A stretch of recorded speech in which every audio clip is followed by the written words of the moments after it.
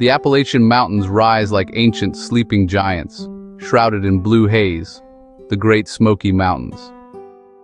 This was the heart of the Cherokee world for thousands of years. Villages nestled in river valleys, surrounded by forests teeming with life. Cherokee homes were sturdy, built from river cane, mud, and bark, with a central fire pit for warmth. At the center stood the council house, a large circular building for the 7 clans. Inside, a sacred fire burned, symbolizing unity and connection to the Creator. Life followed the rhythm of the seasons: planting, tending, harvesting, and storytelling.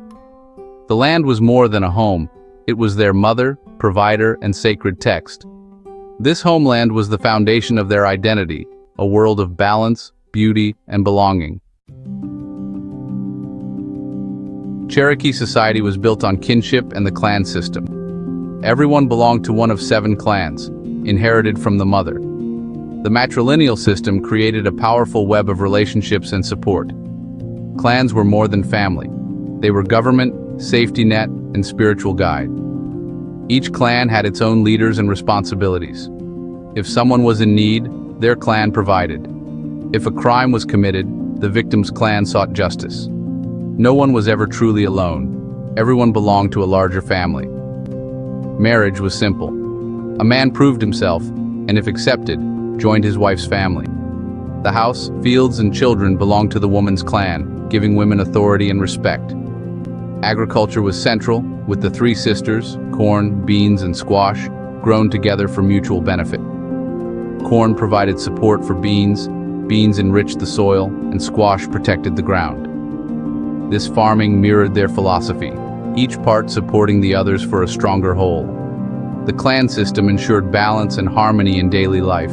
Women's roles were vital, shaping the community's future. The Cherokee way was one of unity, resilience, and shared responsibility. The Cherokee valued peace, but knew when to fight. Warriors trained to protect family, clan, and nation, only going to war after careful council deliberation. As settlers encroached, leaders like Nancy Ward urged peace, but Dragging Canoe led fierce resistance. He warned settlers, "You have bought a fair land, but you will find its settlement dark and bloody." Dragging Canoe and the Chickamauga fought for decades, using their knowledge of the land to defend their people. Their raids kept the frontier in turmoil, making Dragging Canoe a legend. As times changed, the Cherokee created the Light Horsemen, a mounted police force. These men enforced laws, protected citizens, and symbolized Cherokee sovereignty. The Light Horsemen marked a shift from resistance to building a modern nation. They upheld order and unity within the Cherokee Nation. The warrior spirit endured, evolving with the needs of the people. Cherokee strength was found in both resistance and adaptation. In the early 1800s, the Cherokee saw the power of the written word.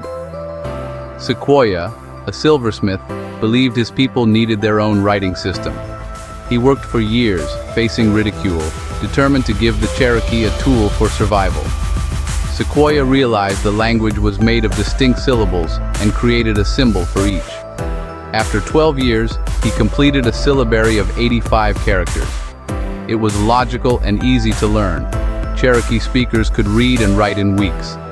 Sequoyah taught his daughter Ayoka, and together they amazed Cherokee leaders. The syllabary sparked an intellectual revolution. Soon, most Cherokee were literate. Letters connected distant towns, and in 1828, the Cherokee Phoenix newspaper was born. Printed in both English and Cherokee, it united the nation and shared their voice with the world.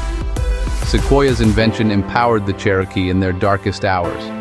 The written word became a shield for their culture and sovereignty. The syllabary remains a symbol of Cherokee ingenuity and resilience. It preserved their language and identity for generations. Sequoyah's legacy endures in every Cherokee word written today. In Cherokee society, women's voices were essential. Nancy Ward, or Nanyehi, became the beloved woman after rallying warriors in battle. As Gigao, she held immense spiritual and political power, sitting on the Council of Chiefs. Nancy Ward used her influence to build peace, sparing captives and advocating for coexistence with settlers. She introduced new farming techniques and dairy cattle, promoting self-sufficiency. Ward believed adaptation was key to survival, but never at the cost of Cherokee identity. She warned of settlers' insatiable land hunger, even as she sought peace. Her leadership was marked by wisdom, courage, and foresight. Nancy Ward's legacy is one of resilience and compassion. She bridged the old world and the new, guiding her people through upheaval. Her spirit continues to inspire generations. She showed that true strength lies in both resistance and understanding. Nancy Ward remains a symbol of Cherokee endurance and hope. By the 1830s, the Cherokee Nation had a constitution, legislature, courts, and a thriving capital. They had done everything asked of them, but Georgia wanted their land, especially after gold was discovered. The pressure for removal became unstoppable, dividing the Cherokee. Chief John Ross led resistance, fighting for their rights in court, and winning in Worcester versus Georgia. The Treaty Party, led by Major Ridge, believed removal was inevitable and negotiated a treaty without national consent. In 1835, the Treaty of New Dakota sold all Cherokee lands east of the Mississippi. The vast majority protested, but the U.S. Senate ratified the treaty anyway. The document was a fraud, but it gave legal cover for removal. The Cherokee were betrayed by both outsiders and a divided leadership. The nation was torn apart by impossible choices. The stage was set for tragedy. The Trail of Tears would soon follow. The Cherokee's struggle for justice was ignored. The Treaty of New Dakota gave the Cherokee 2 years to leave, but most refused. In 1838, the U.S. Army forced them out at gunpoint. Families were separated, homes looted and burned, and people herded into crowded stockades. Disease and despair spread as they waited for the forced march. The journey, over 1,000 miles in winter, was brutal. The Cherokee faced blizzards, starvation, and disease. More than 4,000 died along the Trail of Tears. It was an act of ethnic cleansing, but not the end of the Cherokee story. Survivors carried their language, clans, and government to a new land. Their first act was to re-establish the Cherokee Nation. Despite heartbreak, their spirit endured. The Trail of Tears became a symbol of both tragedy and resilience. The Cherokee rebuilt, determined to survive. Their culture and identity lived on. The fire of their nation was not extinguished. They proved that even in sorrow, hope can endure.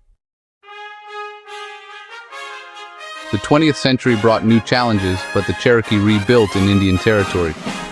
During World War II, Cherokee code talkers used their language as an unbreakable code, aiding Allied victory.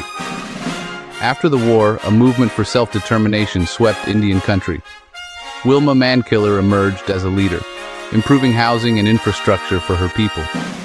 In 1985, she became the first female principal chief of the Cherokee Nation. Mankiller focused on healthcare, education, and economic development, revitalizing the nation. She championed Gadugi, working together for the common good. Her leadership empowered the Cherokee to solve their own problems and reclaim pride. Today, young Cherokees learn their language, revive traditions, and use technology to share their stories. They are doctors, artists, and teachers, strengthening the nation.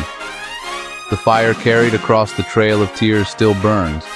The Cherokee have not only survived, they have thrived. Wilma Mankiller's legacy inspires a new generation. The spirit of resilience endures. Cherokee oral histories tell of a long migration to their mountain homeland. For years, outsiders dismissed these as legend, but modern DNA research confirms a link between the Cherokee and Northeast Asia. Science now validates the ancient stories of migration across the Bering Strait. Oral tradition and genetics converge, affirming the truth of Cherokee origins. The genetic thread connects modern Cherokee to ancient hunters in Siberia. This continuity is a testament to their enduring identity. The Cherokee story is one of resilience, tragedy, and survival. From the Smoky Mountains to Oklahoma, their legacy remains unbroken. The Cherokee endure, refusing to be forgotten.